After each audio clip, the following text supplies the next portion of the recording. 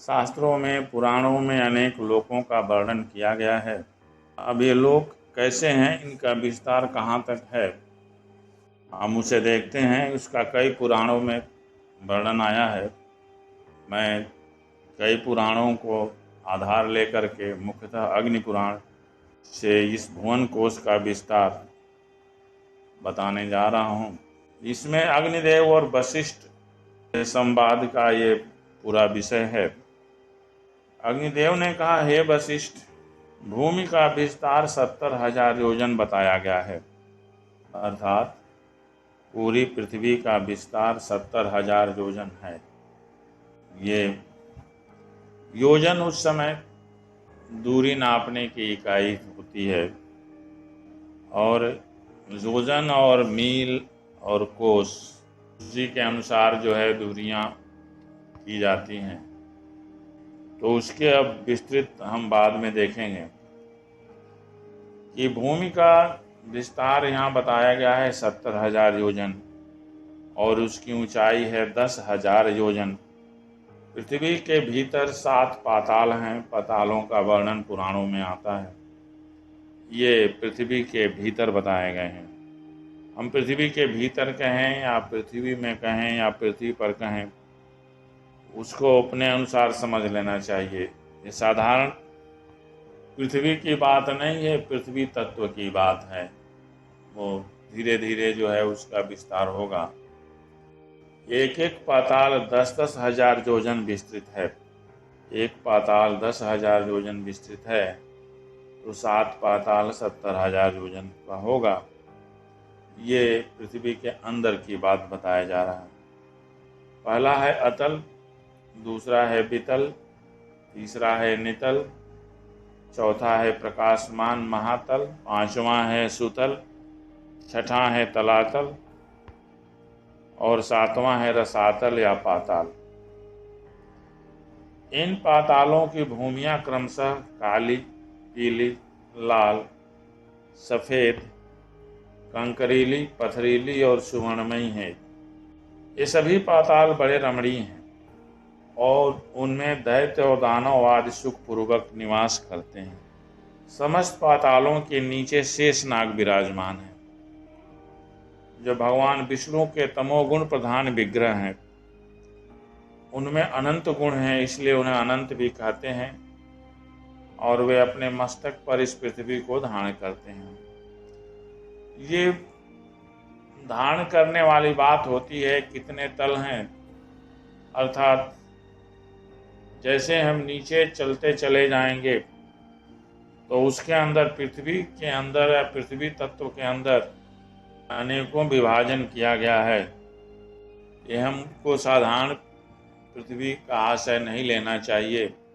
यह दैवी या सूक्ष्म पृथ्वी की बात कही गई है, क्योंकि इन पातालों के 7 पातालों के जो रंग बताए गए हैं, मिट्टियों के रंग, काली है, पीली है, लाल, सफेद, ये सब क्रमशः पृथ्वी तत्व की प्रधानता के अनुसार जो जो जैसे गुण होते हैं उसी तरह रंग इसमें दिया गया है।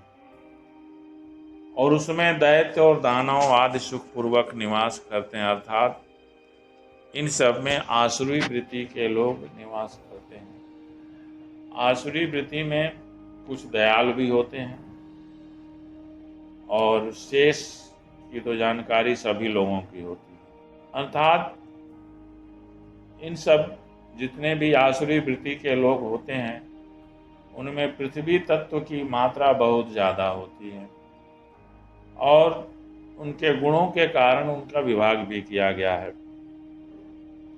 और यह भी कहा गया है कि शेषनाग, जो भगवान नारायण के तमोगुण प्रधान अंश हैं, वे अनंत हैं, इसलिए उनका भी नाम अनंत है। ये कहा जाता है कि पृथ्वी जो है शेषनाग के मस्तक पर टिकी हुई है। पृथ्वी कहाँ टिकी है, कैसे टिकी है, हम इसे स्थूल के रूप में नहीं ले सकते हैं, क्योंकि स्थूल की पृथ्वी तो गुरुत्वाकर्षण से टिकी है। सूर्य और पृथ्वी के बीच में जो गुरुत्वाकर्षण शक्ति होती है, उसी पर यह पृथ्वी टिकी है। तो हम स्थूल में लेंगे तो शेषनाग का अर्थ हो जाएगा गुरुत्वाकर्षण की। और ये तो सारे ग्रहों में पाया जाता है, यही गुरुत्वाकर्षण। तो ये गुरुत्वाकर्षण ही अनंत का प्रतीक है। फिर आगे बताया गया है कि पृथ्वी के नीचे अनेक नरक भी हैं। नरक पृथ्वी तत्व से ही उत्पन्न होते हैं। पृथ्वी के नीचे अनेक नरक होते हैं। नरक वह स्थान होता है जहाँ जीव अपने किए हुए अच्छे या बुरे कर्मों को भोगता है। ये पृथ्वी पर ऐसे लोगों का वर्णन किया गया है कि लोग अपने कर्मों के अनुसार अच्छे या बुरे गति को प्राप्त होते हैं, लेकिन जो ईश्वर भक्त है वह इन नरक में नहीं पड़ता है। सूर्य देव से प्रकाशित होने वाली पृथ्वी का जितना विस्तार है उतना ही अंतरिक्ष या भूअरलोक है। अर्थात अंतरिक्ष या भूअरलोक का है जहाँ तक पृथ्वी पर सूर्य का प्रकाश होता है, या सूर्य का प्रकाश जहाँ तक फैलता है वह सब के सब भूअरलोक होता है, या उसे अंतरिक्ष लोक कहते हैं या नभोलोक कहते हैं। पृथ्वी से 1,00,000 योजन दूर सूर्यमंडल है। अब 1,00,000 योजन दूर सूर्यमंडल है तो हम देखते हैं कि सूर्य हमारी पृथ्वी से 150 करोड़ किलोमीटर दूर है। अब उसी के अनुसार हम योजन को बदल सकते हैं। सूर्य से 1,00,000 योजन की दूरी पर चंद्रमा विराजमान है। अब ये इस चंद्रमा की बात हो रही है कि हम पृथ्वी से बढ़ते जाएंगे तो सूर्य और पृथ्वी के बीच में चंद्रमा आता है। हम स्थूल चंद्रमा की बात करें तो 3,86,000 किलोमीटर पृथ्वी से दूर है, जबकि सूर्य के बीच की दूरी करोड़ों में है। तो ये किस चंद्रमा की बात हो रही है? यह तत्वों के हिसाब से सूक्ष्म तत्वों की बात हो रही है कि सूर्य से 1,00,000 योजन की दूरी पर चंद्रमा विराजमान है, और चंद्रमा से 1,00,000 योजन ऊपर नक्षत्र मंडल प्रकाशित होता है। जितने तारे होते हैं, तारों का समूह होता है, उसे नक्षत्र मंडल कहते हैं। इस सूक्ष्म नक्षत्र मंडल की बात होती है। जैसे हमें स्थूल दिखाई देता है उसी के अनुसार हमको सूक्ष्म भी दिखाई देता है। जो सूक्ष्म का सूर्य होता है उसमें उतनी दाहकता नहीं होती है जितना इस स्थूल सूर्य में होता है। और चंद्र को तो शीतलता के नाम से ही जाना जाता है, जहाँ कुछ उष्णता होती ही नहीं है। और जो तारों का समूह होता है वह नक्षत्र मंडल कहलाता है। ये एक बात सोचने की होती है कि हमें यह आकाश नीला दिखाई देता है, लेकिन सूक्ष्म लोक का आकाश काला दिखाई। यह स्पष्ट प्रमाण है, देखा गया है। सूक्ष्म में जो तारा मंडल दिखाई देते हैं ऐसा लगता है कि एक ऐसी गति होती है जैसे नहीं मालूम अनंत में कहाँ चले जा रहे हैं, और उसको देखकर एक तरह से भय उत्पन्न होता है कि इस अनंत आकाश की गहराई क्या हो। तो वह जो सूक्ष्म लोक है वह स्थूल लोक से बिल्कुल भिन्न है। अब बताया गया है कि नक्षत्र मंडल से 2,00,000 योजन ऊंचे बुध विराजमान हैं। बुध से 2,00,000 योजन ऊपर शुक्र विराजमान है। शुक्र से 2,00,000 योजन की दूरी पर मंगल का स्थान है। मंगल से 2,00,000 योजन ऊपर बृहस्पति हैं। बृहस्पति से 2,00,000 योजन ऊपर शनैश्चर का स्थान है। उनसे 1,00,000 योजन ऊपर सप्तऋषियों का स्थान है, और सप्तऋषियों से 1,00,000 योजन ऊपर ध्रुव प्रकाशित होता है। त्रिलोकी भूर्भुवः स्व के ऊपरी भाग की चरम सीमा ध्रुव ही है।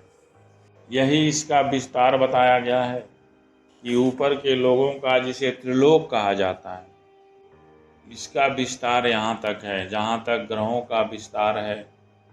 ये सारी चीज़ें सूक्ष्म लोकों की बातें कही गई हैं, स्थूल की बात नहीं कही गई है, क्योंकि कहीं भी यह दूरियां जो हैं स्थूल में नहीं आती हैं।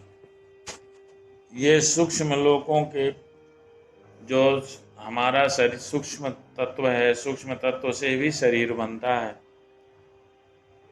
और सारे सूक्ष्म तत्व ही स्थूल रूप में परिवर्तित होते हैं।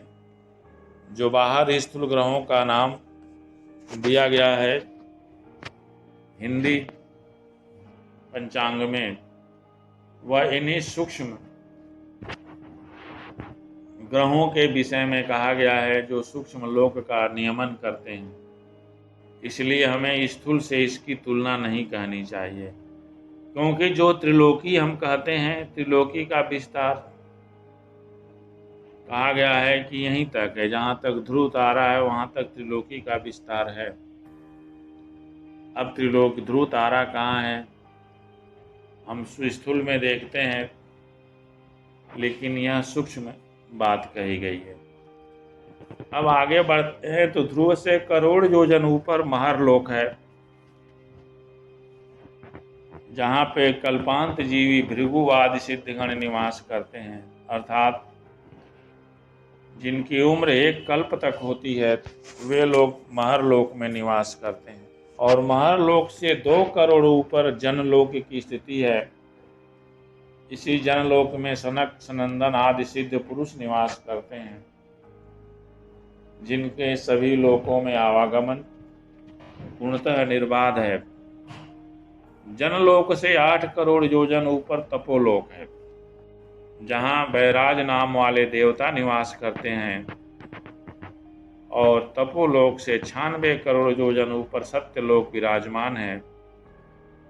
सत्यलोक को पुनः हम ब्रह्मलोक ही कहते हैं। मृत्यु के अधीन न होने वाले पुण्यात्मा देवता एवं ऋषि मुनि निवास करते हैं और इसी को ब्रह्मलोक भी कहा जाता है। जहाँ तक पैरों से चलकर जाया जाता है वह सब भूलोक है।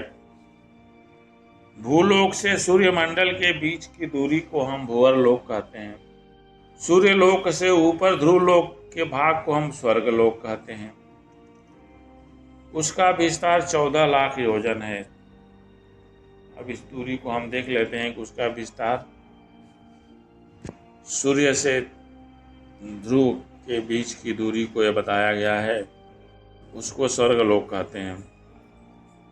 उसका विस्तार 14 लाख योजन है। यही त्रैलोक है और यही अंडकटा से घिरा हुआ विस्तृत ब्रह्मांड है। यह ब्रह्मांड क्रमशः जल, अग्नि, वायु, आकाश रूप आवरणों द्वारा बाहर से घिरा हुआ है। अब ये पूरा ब्रह्मांड कैसे घिरा है? तो जल से घिरा है, ये सूक्ष्म तत्व है। अग्नि से घिरा है, वायु से घिरा है और आकाश आवरण से घिरा है। इन सब के ऊपर अहंकार का आवरण है। अब हम सोचते जाते हैं कि यह सूक्ष्म शरीर का निर्माण है। मानव शरीर के अंदर ही इन लोकों की कल्पना की गई है और इस शरीर के अंदर ही सारे लोकों का विधान है। क्यों कि अहंकार जो होता है यह कोई स्थूल नहीं होता है, सूक्ष्म तत्व होता है और इसी अहंकार से कोई जीव अपना स्वयं को जानता है। तो इन सब कारणों से सबसे ऊपर जो है अहंकार होता है। ये जल आदि आवरण उत्तरोत्तर 10 गुने बड़े हैं। अहंकार किससे घिरा हुआ है? तो महतत्व आवरण से घिरा हुआ है। ये सारे आवरण एक दूसरे के क्रम से 10 गुने बड़े हैं। महतत्व को भी आवृत करके प्रधान प्रकृति स्थित है, अर्थात जिसे हम प्रधान कहते हैं या प्रकृति कहते हैं, वह महतत्व को भी घेरे हुए। तो इसका विस्तार कहाँ तक है, यह सोचने वाली बात है। सब इस शरीर की रचना को लेकर के ही कहा गया है। ये सारे सूक्ष्म लोक हैं, इनका हमें स्थूल लोक में ढूंढने से कहीं कोई सामंजस्य नहीं मिलेगा। यह प्रकृति अनंत है, क्योंकि उसका अंत कभी होता ही नहीं है और यही संपूर्ण संसार का कारण है। उसे ही अपरा प्रकृति कहते हैं। उसमें ऐसे ऐसे असंख्य ब्रह्मांड उत्पन्न हुए हैं, जैसे काष्ठ में अग्नि और तिल में तेल रहता है। उसी प्रकार प्रधान में स्वयं प्रकाश चेतनात्मा व्यापक पुरुष विराजमान है। सभी संयम धर्मी परस्पर संयुक्त हुए प्रधान और पुरुष संपूर्ण भूतों की आत्मभूता ईश्वरी शक्ति से आवृत है। ईश्वर की ईश्वरभूता वह शक्ति ही प्रकृति और पुरुष के संयोग और वियोग में कारण है। वही सृष्टि के समय उनमें क्षोभ का कारण बनती है। अर्थात जो ईश्वरी शक्ति है वही सृष्टि के समय उसमें विक्षोभ उत्पन्न कर देती है। जैसे जल के संपर्क में आने से वायु के अंदर जल के कण चले जाते हैं, उसी प्रकार ईश्वर की शक्ति भी प्रकृति पुरुष में संसार को धारण करती है। ईश्वर शक्ति का आश्रय लेकर ही देवता आदि प्रकट होते हैं। वे ईश्वर ही साक्षात ब्रह्म हैं, जिनसे हम संपूर्ण संसार की उत्पत्ति होती है। अब सूर्य देव के रथ का विस्तार कैसे बता रहे हैं, यह भी हमें स्थूल में नहीं लेना चाहिए। सूर्य देव के रथ का विस्तार 9 सहस्त्र योजन है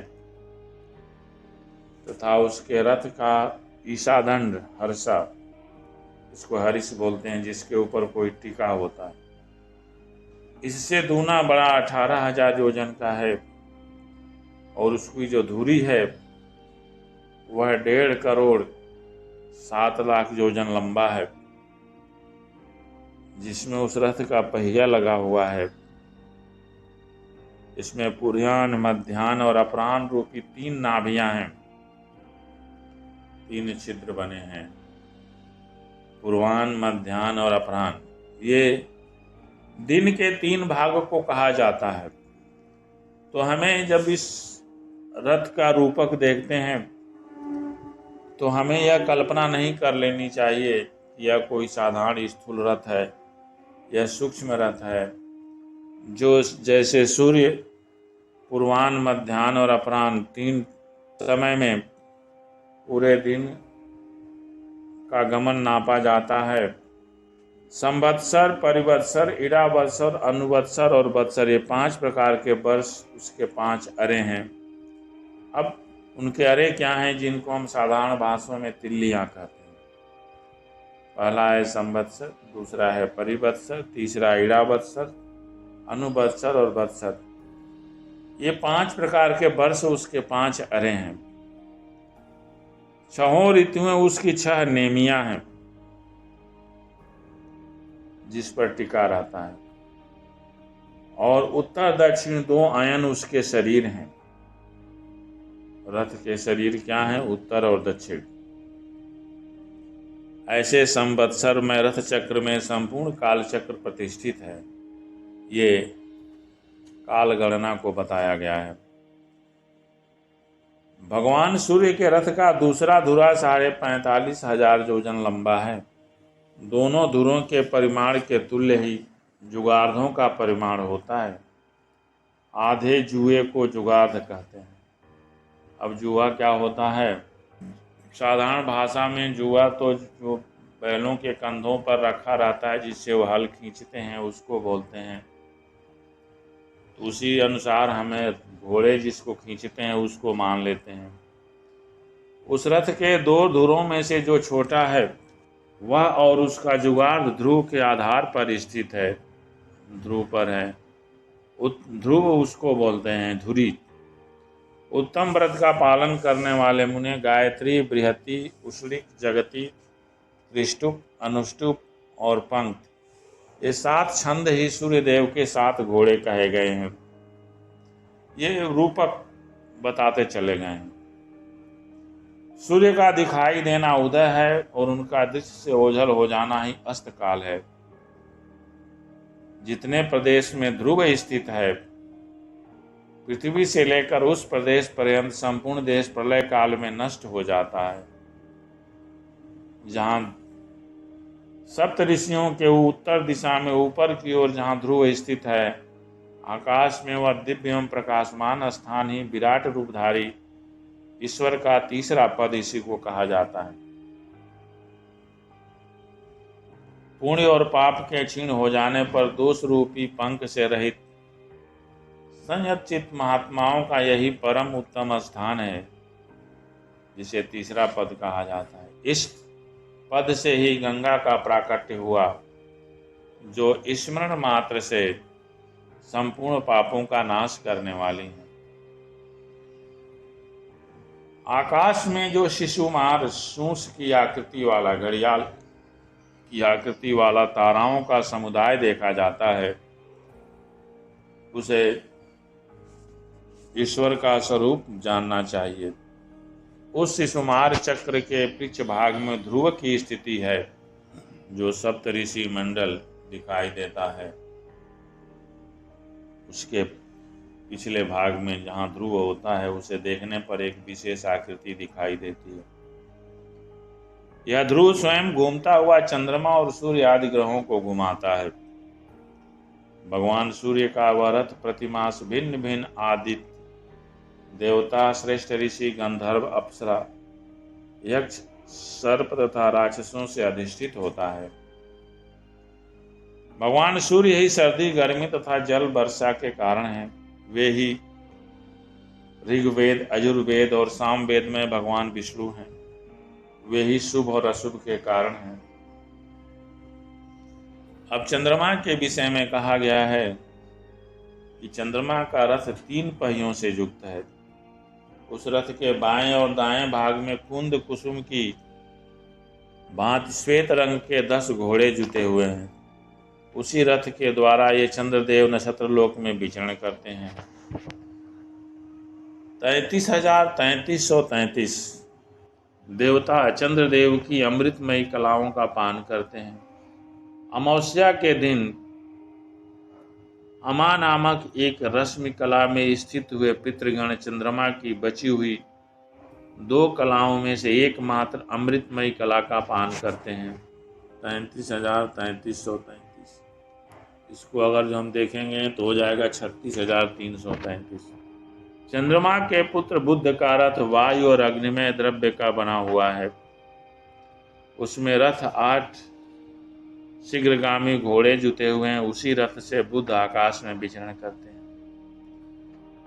शुक्र के रथ में भी 8 घोड़े होते हैं। मंगल के रथ में उतने ही घोड़े जोते जाते हैं। बृहस्पति और शनिश्चर के रथ भी 8-8 घोड़ों से युक्त हैं। राहु और केतु के रथों में भी 8-8 ही घोड़े जोते जाते हैं। भगवान विष्णु का शरीर भूत जो जल है, उससे पर्वत और समुद्र आदि के सहित कमल के समान आकार वाली पृथ्वी उत्पन्न हुई। ग्रह, नक्षत्र, तीनों लोक, नदी, पर्वत, समुद्र और वन, ये सब ईश्वर या भगवान विष्णु के ही स्वरूप हैं। जो है और जो नहीं है वह सब ईश्वर ही है। विज्ञान का विस्तार भी ईश्वर ही है। विज्ञान से अतिरिक्त किसी वस्तु की सत्ता नहीं है। ईश्वर ज्ञान स्वरूप ही है और वे ही परम पद हैं। मनुष्यों को वही करना चाहिए जिससे चित्त शुद्धि के द्वारा विशुद्ध ज्ञान प्राप्त करके वह ईश्वर स्वरूप हो जाए। सत्य एवं अनंत ज्ञान स्वरूप ब्रह्म ही ईश्वर है। यही भुवन कोश है जिसका पुराणों में वर्णन किया जाता है। ये भुवन कोश ही अनेकों लोकों के रूप में हमें भ्रम में डालता है और हमको ये स्थूल में नहीं ढूंढना चाहिए, यह सूक्ष्म है। पुराणों में जो लिखा गया है, ये सूक्ष्म लोक की बातें लिखी गई हैं और सारे लोक लोकांतर इस शरीर के अंदर ही बताई गई हैं। और जो यत पिंडे तत् ब्रह्मांडे, ये जो संपूर्ण ब्रह्मांड है वह उस सूक्ष्म शरीर का ही रूप है। बिना सूक्ष्म के स्थूल स्थायी नहीं रह सकता है। यही भुवन कोश है शेष आगे।